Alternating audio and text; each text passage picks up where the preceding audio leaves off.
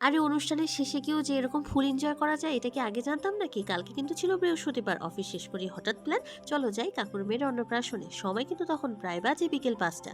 আমরা রওনা দিয়ে পড়লাম আমি, বাবা আর ভাই। আর বাইকের জার্নিটা আমার কাছে সবসময় একটু ভালো লাগে। তো প্রায় ৫০ মিনিটের জার্নি শেষে পৌঁছে গেলাম সঠিক জায়গায়, আর জায়গাটির নাম ছিল দুর্গাপুর। কিন্তু একটা জিনিস খেয়াল করলাম, রাস্তার মধ্যে যাদের সাথে দেখা হচ্ছিল তারা কিন্তু সবাই উল্টো দিকে, মানে তারা অনুষ্ঠান শেষ করে বাসায় ফিরছে। আর আমরা তখনও যাচ্ছি। যাই হোক, গিয়ে দেখি পুরো অনুষ্ঠান প্রায় মোটামুটি শেষ। আর আমি মনে মনে ভাবছি এইবার বুঝি প্লেট ধোয়ার কাজই বাকি আছে। তবে না, এখনো ফটো সেশনে চলছে। তবে ছবি তুলতেই হবে, কারণ একটা ছবি মানেই কিন্তু অনেক দিনের স্মৃতি। তারপর যার অন্নপ্রাশন তার সাথে একটু কথা বললাম, তার সাথে মানে একটু খেলাধুলা করলাম, হাঁটাহাঁটি করলাম। যাই হোক, এরপরে শুরু হলো খাওয়ার পর্ব। খাওয়া দাওয়া তো আসলে ইন্ডিয়ান ব্লগারদের মতো একদম ক্লোজ আপ ফটোশুট দিতে পারবো না, কিন্তু মেনু শুনলে তোমাদেরই খিদে পেয়ে যাবে। যেরকম পোলাও, ডাল, সবজি, পটল ভাজি, মাছ, মাংস, চাটনি, দই, সব কথা একদম ফার্স্ট ক্লাস। তো খাওয়া দাওয়া শেষে একটু গ্রাম ঘুরতে বের হলাম। দুপাশে একটু হাঁটাহাঁটি, শান্ত পরিবেশ, মনটা একদম ফ্রেশ হয়ে গেল।